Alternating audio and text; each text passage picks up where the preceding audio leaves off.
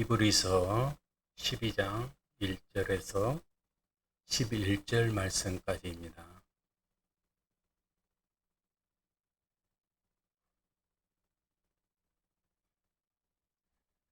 히브리서 12장 1절에서 11절 말씀 한 절씩 교독하겠습니다.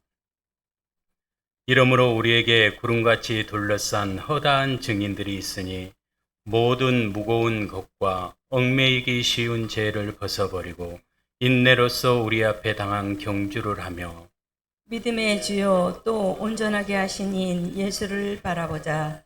그는 그 앞에 있는 기쁨을 위하여 십자가를 참으사 부끄러움을 개의치 아니하셨더니 하나님 보좌 우편에 앉으셨느니라. 너희가 피곤하여 낙심하지 않기 위하여 죄인들이 이같이 자기에게 거역한 일을 참으신 일을 생각하라.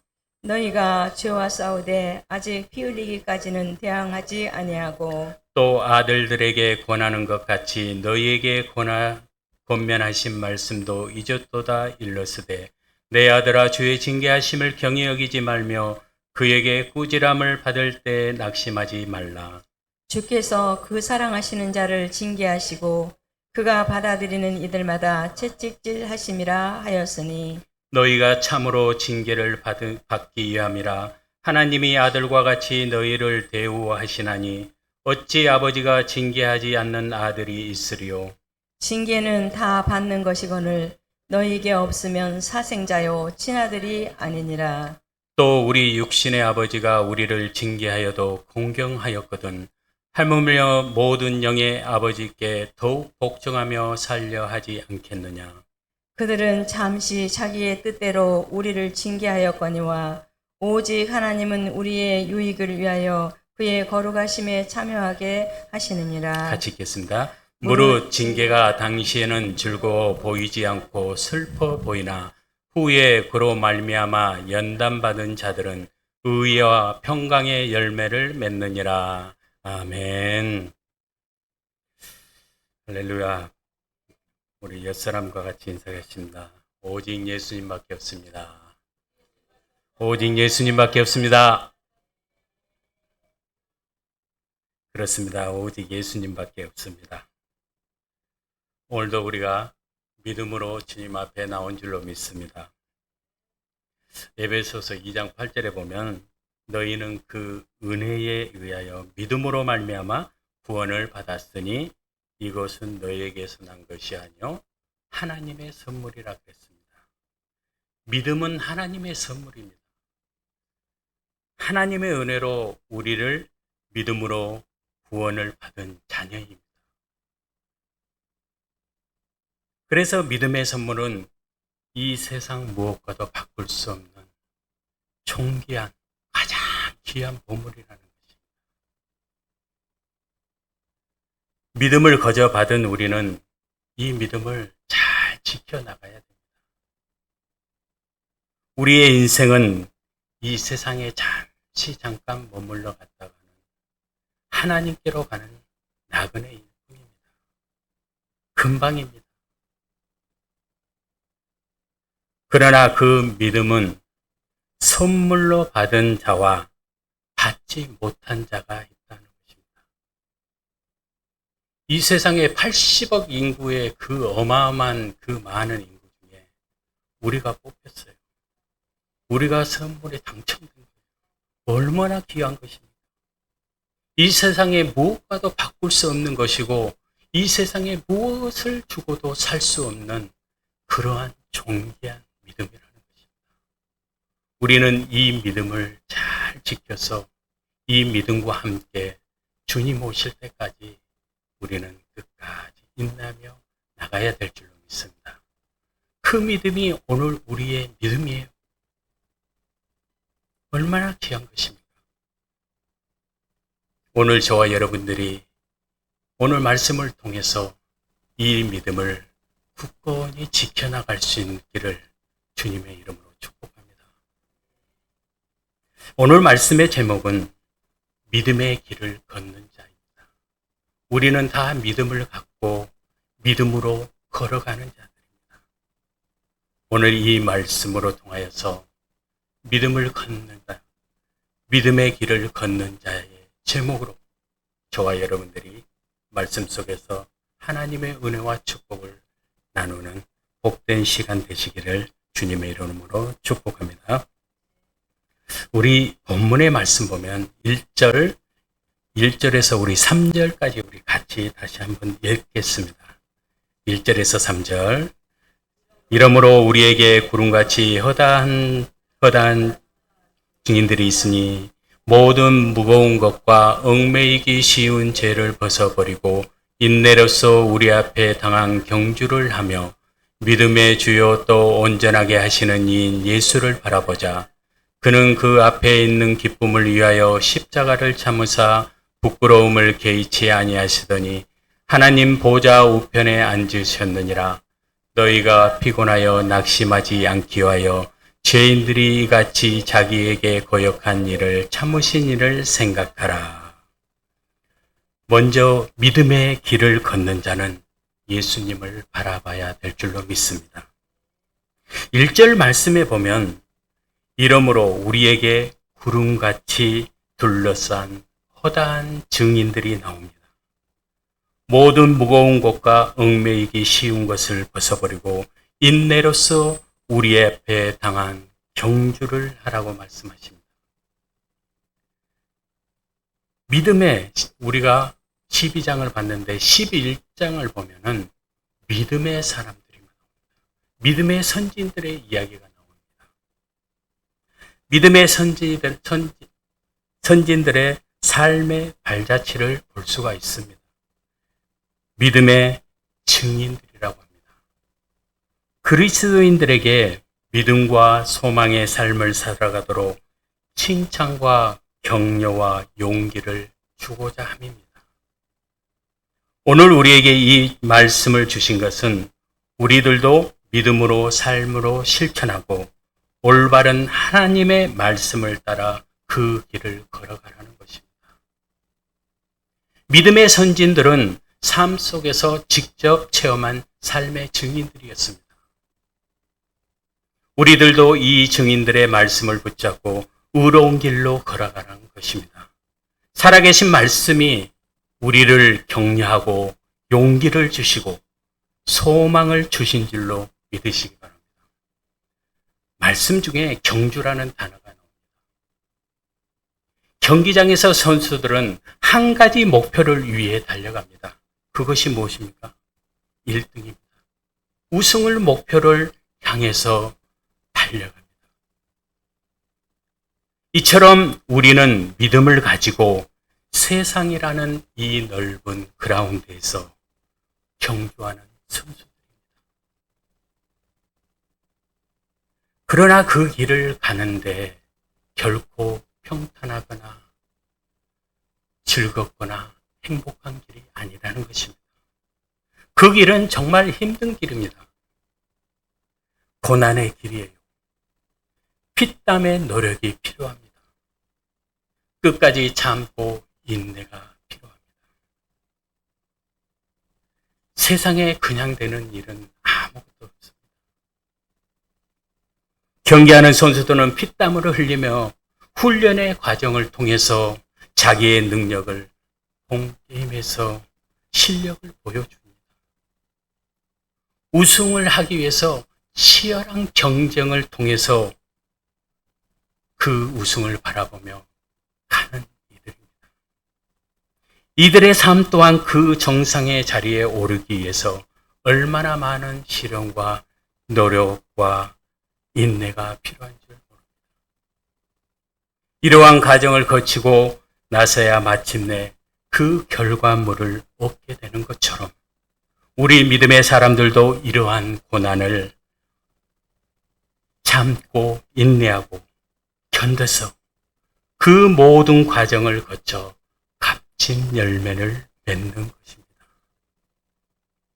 고린도전서 9장 24절에 보면 운동장에서 다름질하는 자들이 다 달릴지라도 오직 상 받는 사람은 한 사람인 줄 너희가 알지 못하느냐 그랬습니다. 오직 상 받는 사람은 승리자이고 1등이고 우승하는 자입니다. 믿음을 가지고 걷는 자의 목표는 생명의 멸류관을 향해서 가는 자입니다. 그 생명의 멸류관을 얻기 위해서 피나는 노력과 훈련의 과정을 통과하는 것입니다. 1절에 보면 허다한 증인들이 나옵니다. 경기장 안에는 선수만 있는 것이 아닙니다. 경기장에는 선수도 있지만은 선수들을 응원하는 관중이 있다는 것을 우리는 알아야 됩니다. 선수들은 보러 온 관중들은 생생하게 그들과 마주하면서 그들을 응원하는 거예요. 팬들의 함성 소리 때문에 그 선수들은, 그 뛰는 선수들은 배나 힘을 더할 수가 있다는 것입니다. 그 관중들, 요즘 프로야구나 축구나 한번 봐보십시오. 관중들이 너무 많아요. 뜨거운 날에도, 비가 오는 날에도 가득 차서 열광하는 거예요. 그러니까 선수들이 더 힘이 나가지고 막 더 뛰는 거예요.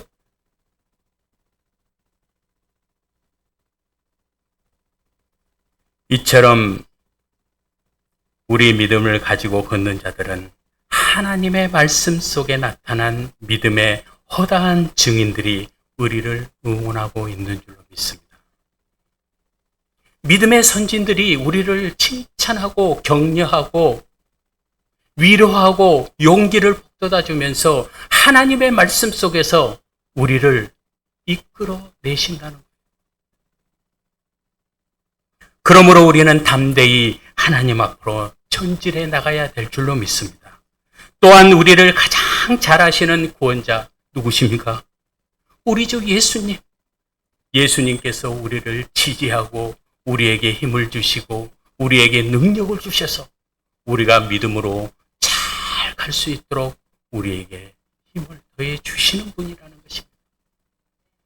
그래서 우리는 세상의 무엇과도 바꿀 수 없는 믿음을 잘 지켜야 돼요. 우리는 믿음을 잘 지켜야 합니다.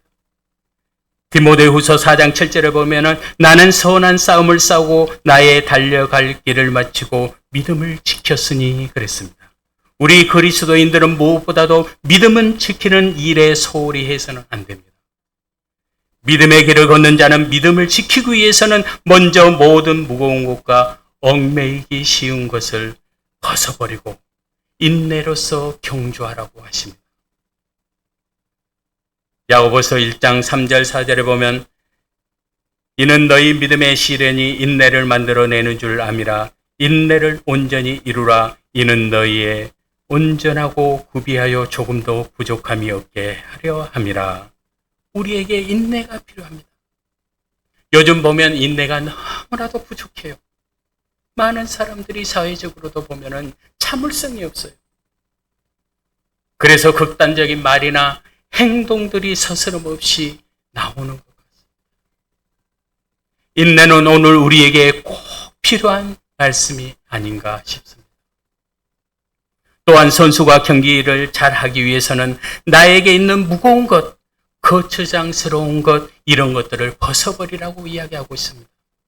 그래야 가벼운 마음으로 우리가 경기를 뛸 수 있기 때문입니다.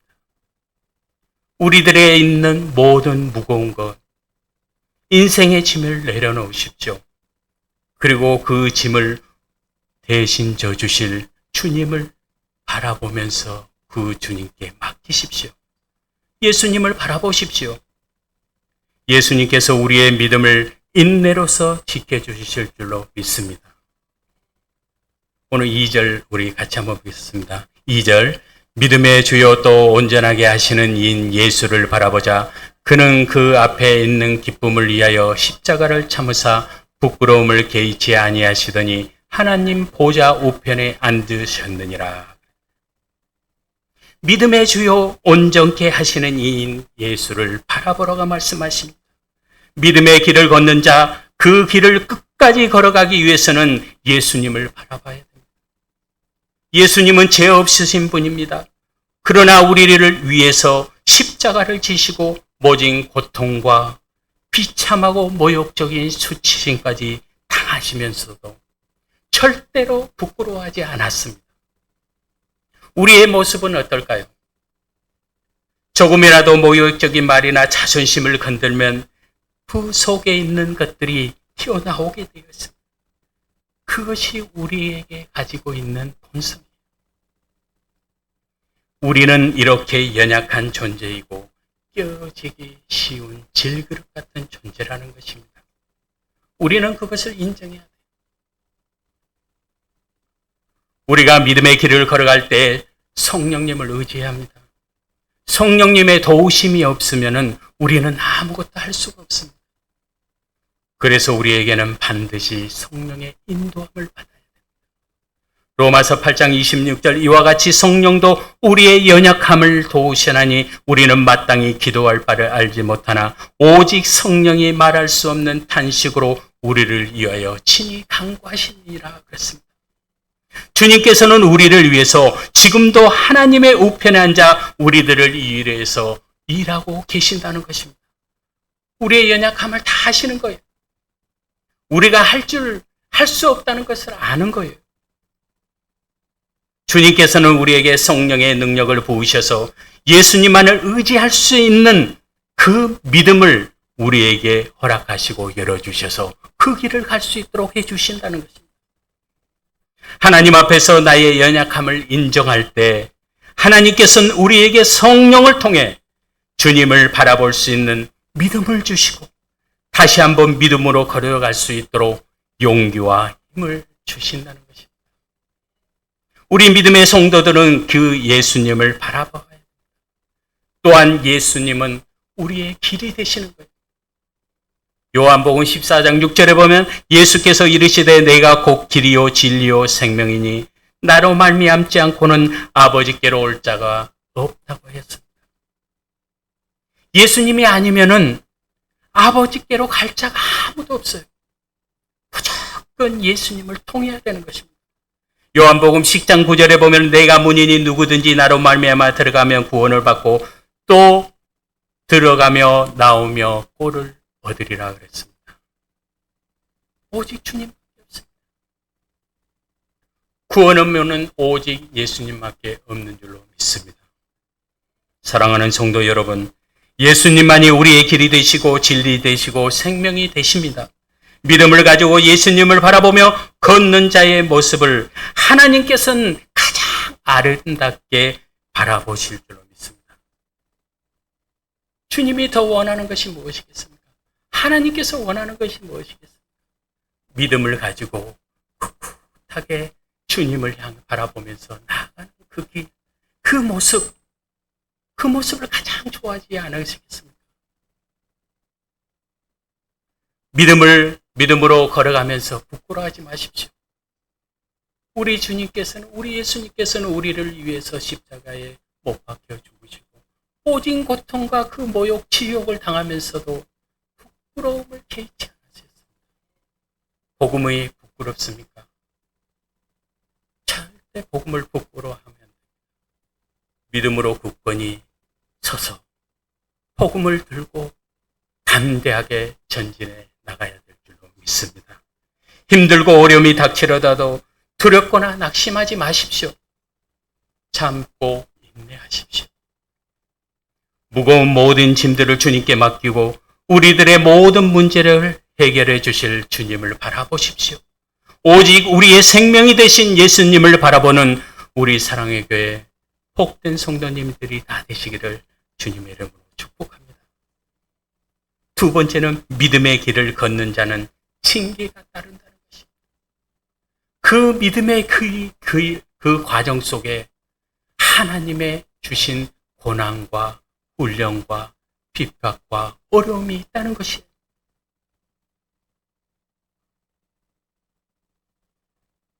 (5절에서) 8절 말씀까지 시간이 없으니까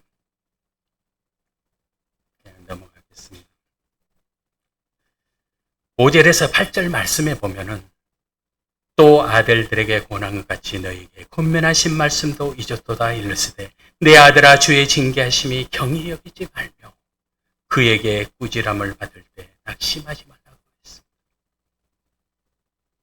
세상 사람들은 고난이 오면은 그 일을 원망이고 남 탓이고 좌절과 배신감 등 여러 부정적인 요인들이 작용하게 됩니다. 그러나 믿음을 가지고 앞으로 나가는 자들은 고난과 핍박이 올지라도 그 상황을 믿음으로 긍정적으로 받아들인다는 것입니다. 많은 사람들이 인간적인 세상, 인간적인 생각, 세상적인 사고방식을 가지고 신앙생활하는 사람들이 많이 있습니다.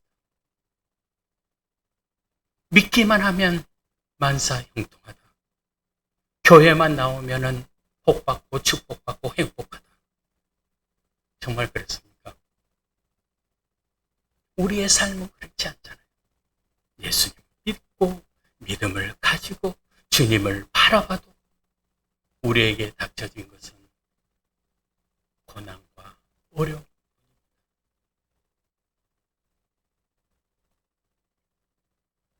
이처럼 믿음의 과정 가운데는 반드시 징계라는 훈련이 필요한 것입니다. 징계는 다른 말로 훈련과도 같습니다. 훈련이라는 말. 이 징계는 우리가 생각할 때는 무섭고 두렵고 그렇지만 하나님은 우리를 사랑하사 사랑의 훈육으로 우리를 새롭게 변화를 시켜갑니다.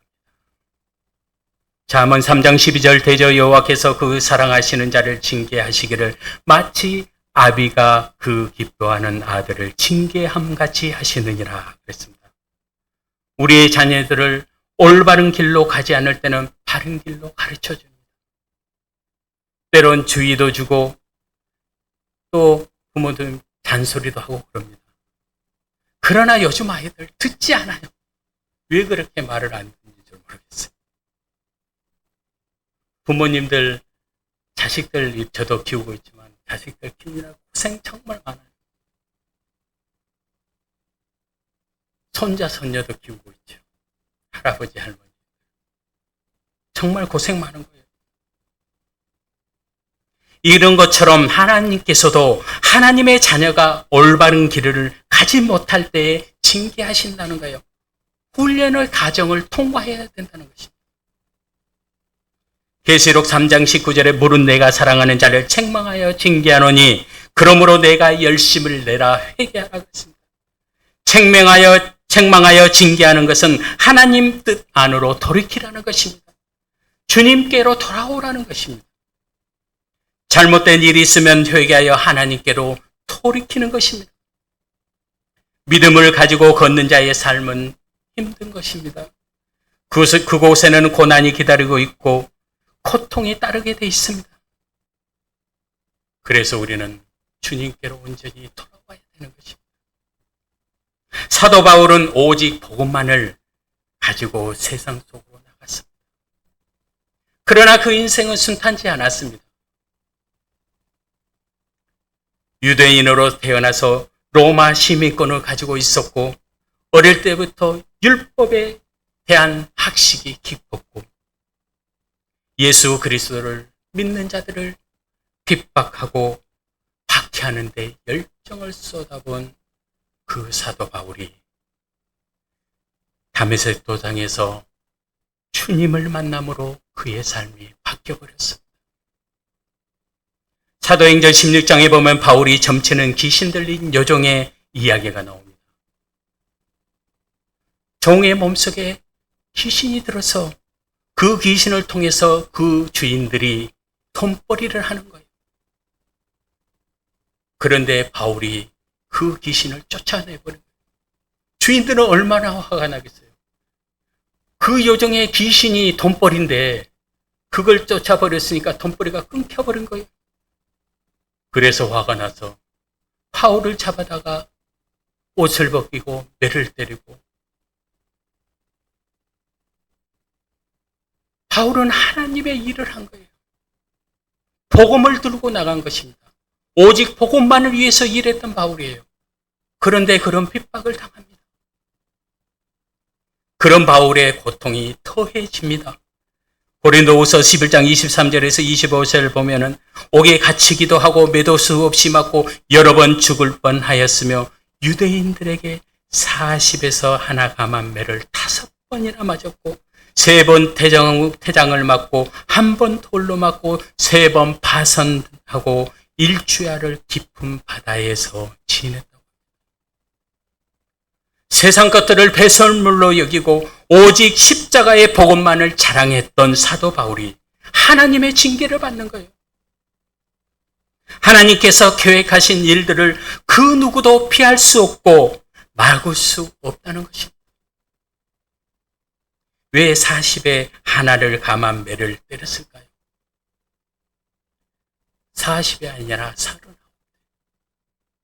의문이 들지 않습니다. 신명기 25장 3절에 보면은 40시기까지는 때리려거니와 그것을 넘기지 못할지니 만일 그것을 넘겨 매를 지나치게 때리면 내가 내 형제를 경히 여기는 것이 될까 하노라 그랬습니다. 인간의 존엄성에 문제라는 것이에요. 한 대라도 너무 많이 때리지 않기 위해서 나중에는 유대교 율법 그 해석에서 40에서 하나를 뺀 숫자를 확정했다고 합니다. 로마 시민권을 가지고 있었는데도 부당한 대우를 받았던 바울이었습니다. 그러던 그가 로마로 끌려가서 그곳에서 복음을 이리에 결국은 순교하고 만.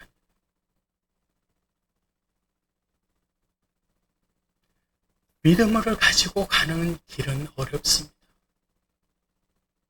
믿음을 들고 가는 길은 이런 죽음을 맞이할 수도 있어요. 이처럼 믿음의 성도들은 복음 때문에 고난과 핍박을 당하고 세상의 종용거리가 될 수 있다는 것입니다.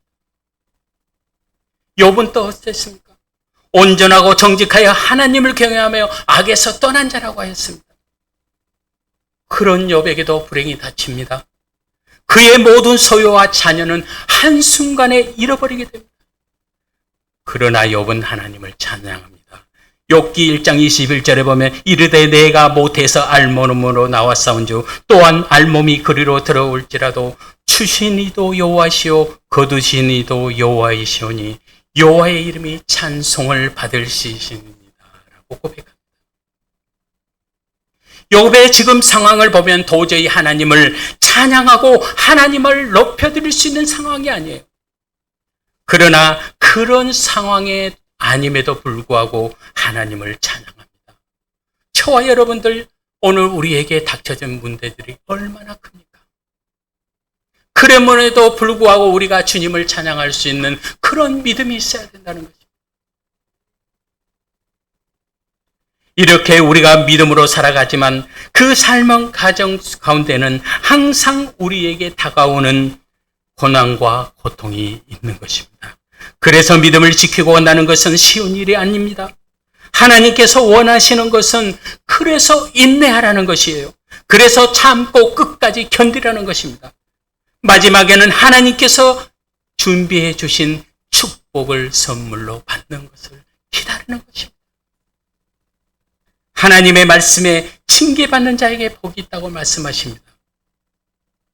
욥기 5장 17절에서 19절 보면은 하나님께 징계받은 자에게는 복이 있나니 그런즉 너는 천능자의 징계를 업신여기지 말지니라. 하나님을 아프게 하시다가 싸매시며 상하게 하시다가 그의 손으로 고치시나니 6가지 환난에서 너를 구원하시며 7가지 환난이라도 그 재앙이 내게 미치지 않게 하시며 그랬습니다. 하나님의 징계받는 자에게는 복이 있다고 말씀하시고 재앙이 절대로 미치지 않는다고 하나님께서는 우리에게 말씀하고 계십니다. 그러므로 하나님의 징계는 믿음의 길을 걷는 자에게 절대 고통이 아닙니다. 그곳에 축복이라는 사실을 믿으시기 바랍니다. 고린도전서 11장 32절 우리가 판단하는 받는 것은 주께 징계를 받는 것이니 이는 우리로 세상과 함께 정죄함을 받지 않게 하려 함이라 그랬습니다. 하나님은 항상 믿음의 사람들의 편입니다. 하나님의 자녀의 편이라는 것입니다. 그래서 세상에서 날마다 승리하게 해주신다는 것입니다. 이것이 하나님의 사랑입니다. 그 고난과 고통이 올지라도 그것을 참고 인내하고 주님만을 바라보고 가면은 그 마지막에는 하나님이 주신 축복의 열매가 기다리고 있다는 것입니다. 하나님은 왜 하나님을 사랑하시는 자에게 징계를 주고 그것은 구원을 얻기 위한 하나님의 방법입니다. 또한 하나님만을 의지하게 하기 위해서입니다. 또한 내 자신을 낮춰서 교만하지 않게 하기 위해서입니다. 우리 스스로 낮아져야 돼요. 겸손히 주님만을 바라보고 나가야 됩니다. 육신의 부모는 징계를 자신의 유익을 위해서 징계하는 일들이 많으나 하나님의 징계는 전적으로 누구예요? 우리를 위해서입니다. 하나님은 우리를 거룩하심에 참여하기 위해서 또한 천국 백성이 되게 하시려고 징계하시는 것입니다.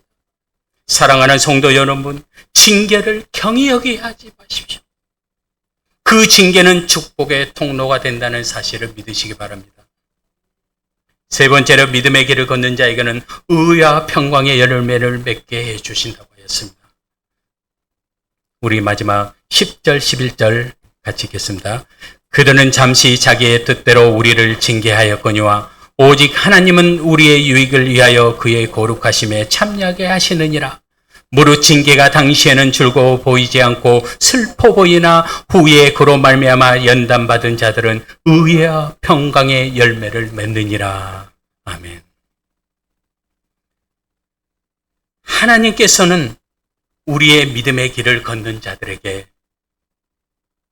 고난과 징계는 우리를 유익을 위해서 그 거룩하심에 참여케 하여 주신다.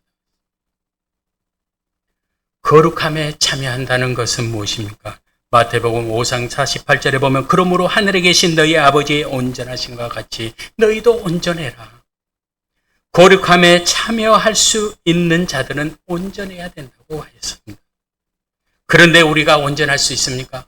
우리가 완전히 온전할 수 있습니까? 절대 우리는 그럴 수 없습니다. 온전함이란 흠잡힐 데 없이 완벽함을 뜻하는 것이 아닙니다.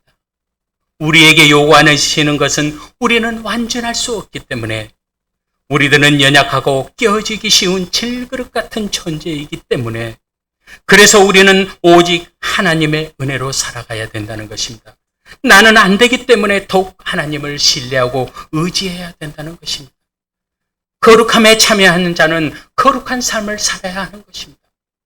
레위기 19장 2절에 보면 너는 이스라엘 자손의 온 회중에게 말하여 이르라 거룩하라 이는 나 여호와 너희 하나님이 거룩함이라 그랬습니다. 하나님의 거룩함이란 거룩하지 않는 모든 것, 나의 가능성이 없는 것, 나의 죄성, 악함, 나약함, 불완전성 등등 이런 나의 할 수 없는 것들을 나에게서 배제시키는 하나님의 높으심과 완전하심을 바라보는 것입니다. 나는 하나님의 은혜가 아니면 아무것도 할 수 없다는 것을 인정해야 된다는 것입니다. 나의 힘, 나의 지혜대로 절대로 온전하거나 거룩하여 질 수 없다는 것입니다. 사랑하는 성도 여러분, 하나님의 은혜로 거룩하여 줄 수 없는 죄인들이기에 하나님의 은혜에 거룩한 옷을 입혀주셔야지만이 우리는 거룩할 수가 있는 것입니다. 하나님의 은혜의 옷이 필요한 것이에요. 그래서 그 하나님의 은혜의 옷을 우리는 사모해야 되고 믿음으로 우리가 그 옷을 입어야 돼요.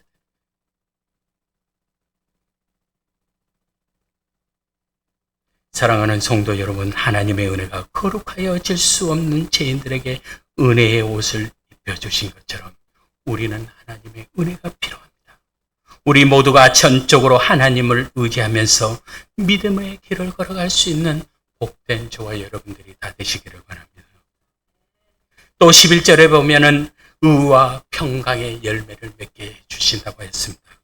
의란 하나님과 나의 관계가 회복되는 것입니다.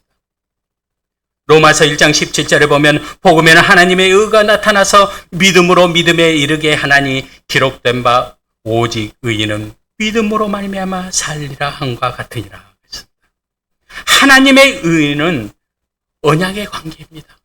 약속의 관계예요. 하나님은 이스라엘 백성과 언약 백성으로서의 언약을 맺습니다. 그러나 이스라엘 백성들은 하나님의 언약을 파괴해버립니다. 그러나 하나님께서는 그러하지 아니하고 끝까지 자신의 의무를 행합니다. 하나님의 의는 신실합니다. 하나님께서 맺은 약속은 변함이 없습니다. 하나님은 독생자 예수 그리스도를 통해 구원의 역사를 이루어 가시는 분이에요. 이것이 하나님의 의입니다. 예수님의 십자가의 사랑으로 죄인된 우리에게 허물과 죄를 의의 옷으로 덮어주셔서 우리들이 의롭다함을 얻는 것입니다. 절대로 우리의 공로나 능력으로 된 것이 아니라는 것입니다. 오직 하나님의 은혜입니다. 그러므로 우리는 하나님과의 관계가 회복되어 하나님의 자녀로서 믿음의 길을 굳건히 걸어가야 된다는 것입니다. 평강의 열매는 흔들리지 않는 내면의 모습이에요. 우리들의 내면 속에 감춰져 있는 모습들이라는 것입니다. 흔들리거나 요동하지 않아야 된다는 것입니다. 나에게 고난과 어려운 역경이 오더라도 신실하신 하나님 안에서 절대 흔들리지 말고 하나님만 바라보며 나가야 된다는 것입니다. 베드로전서 1장 6절 그러므로 너희가 이제 여러 가지 시험으로 말미암아 잠깐 근심하게 되지 않을 수 없으나 오히려 크게 기뻐하는도다. 믿음을 가지고 걸어가는 자는 어려움이 올지라도 그 어려움을 잠깐이라는 것을 알아야 됩니다. 그 어려움은 잠깐이에요. 금방 지나간다는 것입니다. 흔들리지 말고 믿음을 굳건히 하고 믿음으로 이겨내야 되는 것입니다. 고린도후서 4장 17절에서 18절 보면 우리가 잠시 받을 환난에 경한 것이 지극히 크고 영원한 영광에 중한 것을 우리에게 이루게 함이니 우리가 주목하는 것은 보이는 것이 아니요 보이지 않는 것이니 보이는 것은 잠깐이요 보이지 않는 것은 영원함이라 그랬습니다. 사랑하는 성도 여러분, 우리의 인생은 그리 길지 않습니다. 잠깐 지나가는 안개와 같은 것일 뿐입니다. 우리에게 주어진 징계 또한 그리 길지 않다는 것입니다. 우리가 받은 고난, 핍박, 어려움 잠시면 지나가는 것입니다. 잠깐 우리에게 닥쳐온 고난과 시련은 금방 사라지게 된다는 것입니다. 하나님의 약속의 말씀을 믿으십시오. 반드시 어두운 구름이 걷히고 맑은 하늘을 볼 수 있을 것입니다. 하나님께서 주실 축복을 바라보십시오. 의와 평강의 열매를 풍성하게 맺게 해 주실 줄로 믿습니다. 오늘 말씀을 통해서 믿음의 길을 걷는 자의 모습은 지금 상황이 어렵고 힘들지라도 예수님만을 바라보고 나가는 것입니다. 나에게 지금 밀려오거나 고난, 어려움, 이 모든 것들은 하나님의 사랑의 징계요 축복이라는 사실을 믿으시기 바랍니다. 끝까지 인내하며 믿음을 지켜 하나님의 때를 기다린 자에게 주어지는 의와 평강의 축복을 받아 누리시는 우리 사랑의 교회 모든 성도님들이 다 되시기를 주님의 이름으로 축복합니다. 기도하시겠습니다. 하나님 아버지, 오늘 말씀을 통해서 믿음의 길을 걸어갈 때 여러 가지 고난이나 시험이 올 때가 많이 있습니다. 그러나 힘든 고난과 여러 가지 어려움이 오더라도 이 모든 어려움의 징계는 우리를 위해서 주시는 것임을 믿습니다. 주님만 바라보게 하옵소서. 하나님의 때에 반드시 의와 평강의 축복을 주실 줄로 믿습니다. 우리 사랑의 교회 모든 성도님들, 가정들의 의와 평강의 축복을 누릴 수 있도록 은혜를 베풀어 주시옵소서. 예수님의 이름으로 기도합니다. 아멘.